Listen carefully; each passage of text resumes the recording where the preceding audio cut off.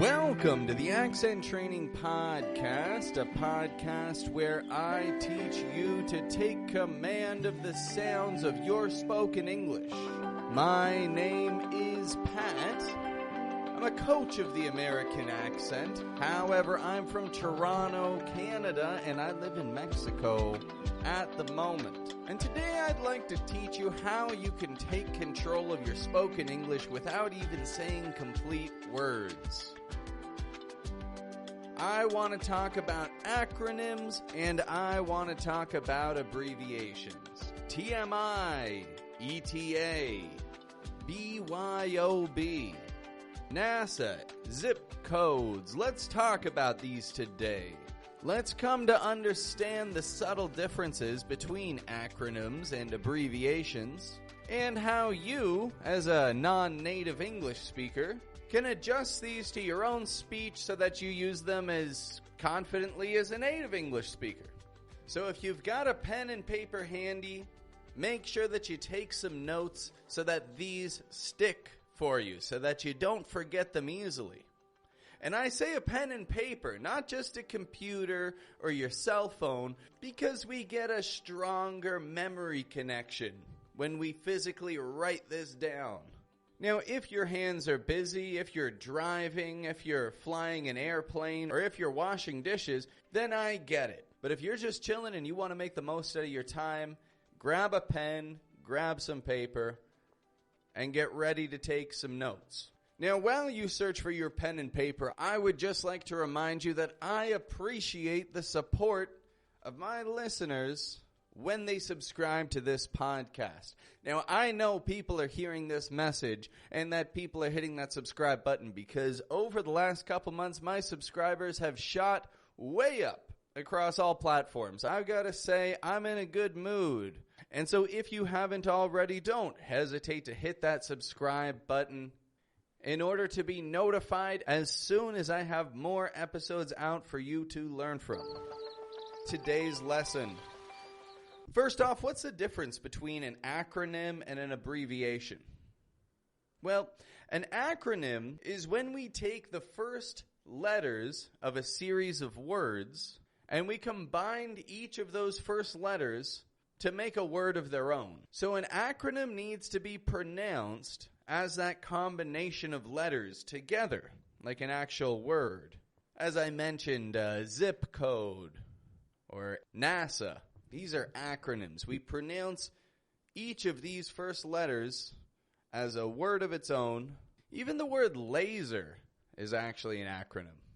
Laser. You can feel free to look that up. Now, an abbreviation, on the other hand, also takes a bunch of first letters from words, but it combines them in a way that we don't pronounce as a word on its own, like TMI or DIY, ETA. Or I'm sure everybody's heard of the FBI, or anybody paying taxes in the United States has heard of the IRA. These are abbreviations. We just pronounce the letters. We don't combine them into a new word of their own. So, quick recap, acronyms take a series of initial letters from words and combine them to make a word of their own. Abbreviations take a series of initial letters from words but only pronounce each individual letter. Sometimes we even do this with countries, right? The USA, the UK, or KSA, right? Kingdom of Saudi Arabia. So now comes the part where you gotta take some notes if you can. We're gonna break down a good handful of these, 6 of them, plus one little bonus one. Some are acronyms, some are abbreviations. And we're gonna determine what each of these words is, what that word means, what it means, and how you can use it. The first one I'd like to bring to your attention is TMI. TMI. Is this an acronym or an abbreviation? This is an abbreviation. I'm only pronouncing the initial letters of 3 different words. And I say TMI. TMI. TMI. TMI. This is to say too much information.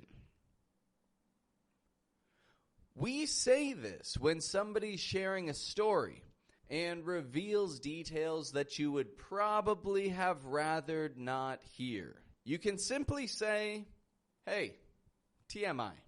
It's like saying, let's talk about something else. I'm a little uncomfortable knowing these details. TMI. TMI. Too much information. The next one I'd like to bring to your attention is zip code. Zip code. ZIP.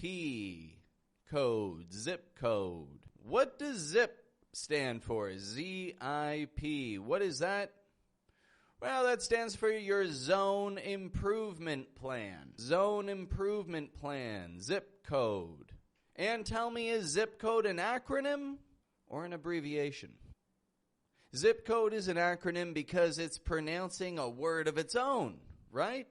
Chances are you've only ever said zip code. Maybe you'd never once said Zone Improvement Plan, but zip code you've heard of. Your zip code is a part of your address in the United States. If you want to receive anything in the mail, you need to provide your zip code. Likewise, if you're using a credit card to pay for things online, you likely need to enter your zip code as well. I don't have much to say about zip code, but until today, honestly, I had no idea what it stood for. So now we can share this moment together. Zone Improvement Plans. Zip code. ZIP. Zip codes. Now, maybe I didn't know that because I'm Canadian. You know, in Canada, we call it a postal code. Postal code. We don't say zip code, we say postal code. And it's written differently from a zip code. So maybe all Americans know this. Maybe you already knew it meant Zone Improvement Plan and it's just a foreign concept to me. Moving forward. This next one sounds very professional to me. I really like it. I've always liked how this one sounds. ETA. ETA. Estimated time of arrival. ETA. First off, is this an acronym or is this an abbreviation? This is an abbreviation, my friend. You were probably correct. It's an abbreviation because it only pronounces the letters. Acronyms make words, abbreviations only the letters. ETA, estimated time of arrival. This is simply the time that you are guessing you'll arrive somewhere. Or honestly, I even use it to say how long it will be until I arrive. My ETA, estimated time of arrival. So this sounds very professional, and you want to keep it handy. You want to keep this one on the top of your mind. If you haven't written down anything yet, write this down, if you can. Suppose that you're on your way to pick someone up at the airport, and they're waiting for you in the pickup zone. You can simply message them, ETA, 5 minutes. Just that, ETA, 5 minutes. This is a nice, quick way of saying, I will arrive in 5 minutes. ETA, 5 minutes. Or you can even ask somebody, what's your ETA? Again, this sounds very professional and even a bit formal. What's your ETA? How long will it be until you arrive? What's your ETA? So what's your ETA? You can respond, ETA 1 hour. ETA 1 hour. Easy as that. This is very simple, clear, concise language for describing a time of arrival. It does look better, I suppose, written as a text message than said out loud, but you can say it out loud. I would say this out loud. I wouldn't feel awkward about it. What's your ETA? ETA 1 hour. ETA 20 minutes. ETA 7 p.m. Estimated time of arrival 7 p.m. Try it out for yourself. Up next for you, I have BYOB. BYOB. I'm not reading it out like BYOB, but I'm saying BYOB. And because I'm saying BYOB, we know that this is not An acronym, this is an abbreviation. BYOB. You may see this on a party invitation.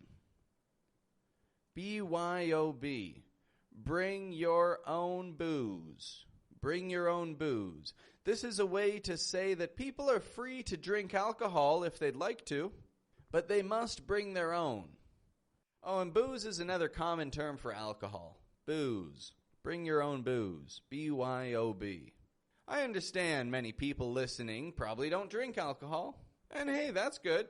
However, who knows? Maybe you'll meet an American friend sometime, right? You're inviting them over to your house for dinner, for a barbecue. And you feel comfortable with them drinking alcohol. It's just you don't want any. So why would you buy alcohol if you're not going to drink any? It's not like you have any need to buy any wine or beer. You can simply add to your invitation, BYOB. Bring your own booze. As I said, this phrase typically describes social gatherings. You could write this at the end of an invitation over email or text message. For example, it's like, the barbecue's this Saturday at 1 p.m., BYOB. Simple as that. BYOB. Bring your own booze, BYOB. Feel free to get a buzz on, feel free to drink what you like, but don't expect me to give it to you. Bring your own. Oh, and as a bonus word, how about barbecue? Now, you see, when spelled, barbecue can be written like a BBQ. BBQ. You don't need to write the entire word, barbecue. You can just spell it quickly, like that, BBQ. Saying BBQ out loud, however, honestly, it sounds awkward to my ears. It's something I've only ever heard non-native English speakers do. They'll say, oh, we're going to have a BBQ. Native English speakers will typically say barbecue out loud. But spelling, they'll always spell it BBQ. I'm not trying to put anybody down. I'm just trying to tell you this is what we're listening for. This is how we can tell this person's a native speaker, this person's not. Little things like this is what I'm here to show you, my friend. So I would never say out loud, I'm having a BBQ this weekend. You should pop in. I'd say I'm having a barbecue. I would certainly send that as a written message, but I would never say that out loud. Speaking out loud, I would say barbecue. So I'm having a barbecue this weekend, BYOB. Bring your own booze. I guess we're going into the summer season right now, right? So that's actually pretty relevant for a lot of people. Anyway, moving on. NASA. NASA. N-A-S-A. NASA. Is that an abbreviation or is NASA an acronym? NASA is an acronym because it's pronouncing each of those letters all together as a word. NASA. This stands for the National Aeronautics and Space Administration. Now, of course, the National Aeronautics and Space Administration, that's way too long of a name to say. These scientists are busy.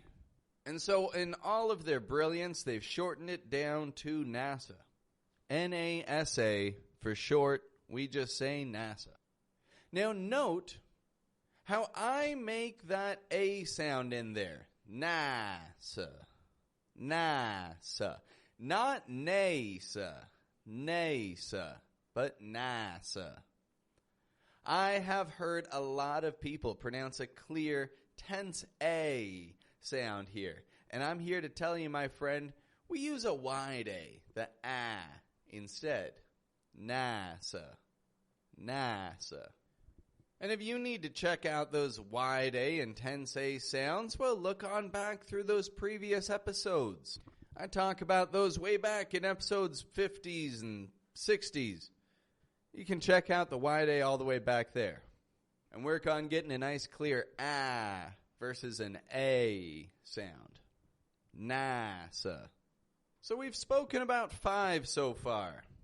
Plus barbecue as a bonus. BBQ. And I've got one more that I'd like to bring to your attention today. ASAP. ASAP. ASAP. Tell me, what do you think? Is ASAP an acronym or is ASAP an abbreviation? I'll tell you what, my friends, it's used both ways. This can be pronounced ASAP or ASAP. I'm telling you, native English speakers use it both ways. Try it out yourself. ASAP, ASAP. Now, what does it mean?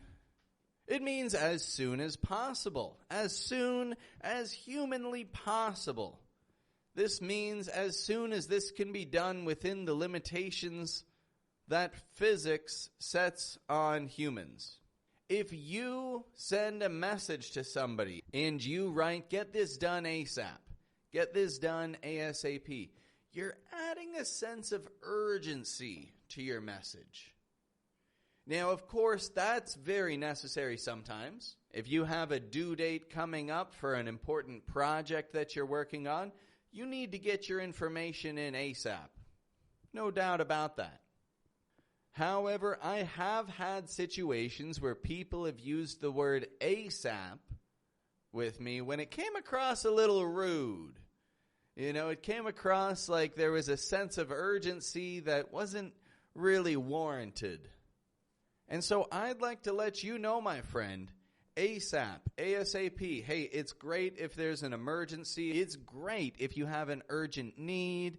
If something must be done immediately, then definitely add in ASAP. Get this back to me ASAP. It's like, don't get distracted. Stay focused. Get the job done. However, if there isn't much of a rush, in my opinion, it's better to say at your earliest convenience. Or even blending some words together here, at your earliest convenience. Please get this back to me at your earliest convenience. When it's most convenient for you to take the time to do this, get back to me. Please consider the dates that you're available and let me know what you think at your earliest convenience. You know, the soonest time that it's an easy thing to do. At your earliest convenience. It sounds professional, it's clear, and it comes across very genuine, very light compared to ASAP. Get this done right away, ASAP. Or ASAP. Do this for me ASAP. Do this for me at your earliest convenience. When it won't be a bother, when it won't be a hassle, at your earliest convenience. And folks, that brings us to the end of our list for today. 6 short forms of words, some of which are acronyms, some of which are abbreviations.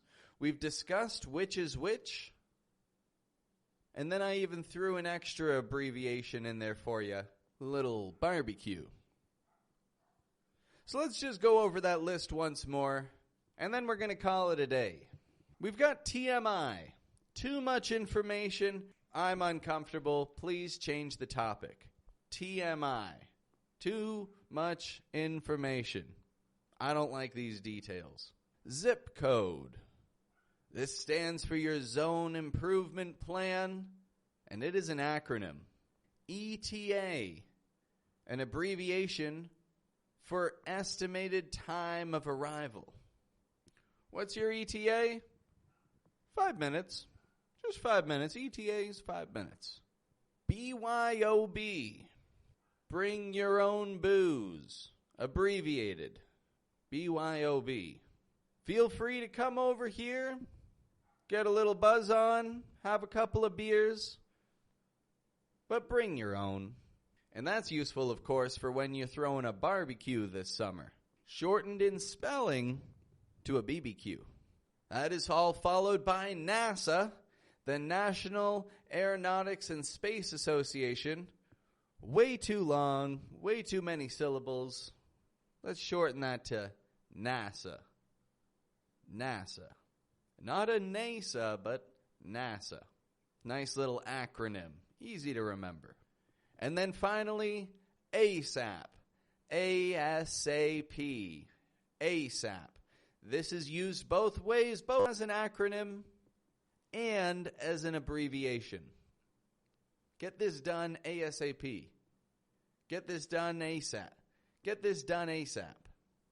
Both of these meanings imply that there's a sense of strong urgency, And hey, if things aren't so urgent, just tell them at your earliest convenience. At your earliest convenience. Well, I'm glad that you've taken the time today to treat your language skills to a few useful tips, which are truly going to boost your confidence and take your use of spoken English to new heights. Now, while I've got you here, let me ask you a quick question. Do you ever get tired of endlessly searching through YouTube and social media trying to piece together bits of information to improve your spoken English? These bits and pieces of information will certainly give you a decent boost. They don't hurt your English speaking skills at all. They do help. But if you want to see some serious progress, you've got to take time to focus on one specific area of your English. If we take things one area at a time, then we'll be able to quickly exchange any fear of speaking English, like at your job or when meeting new people, with confidence and excitement to try the new things that you've learned.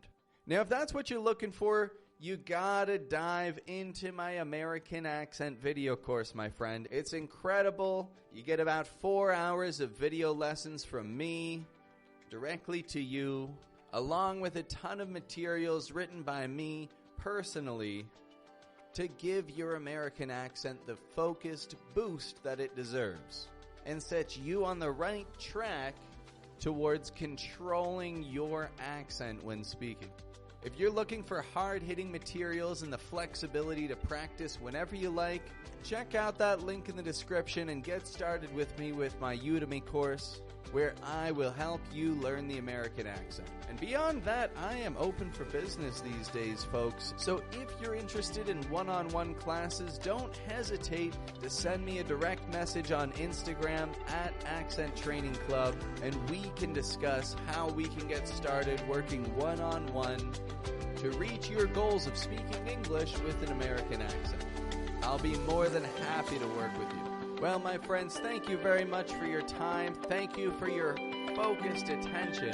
And I look forward to further teaching you how to harness the power of your spoken English in the days to come. Have a good one.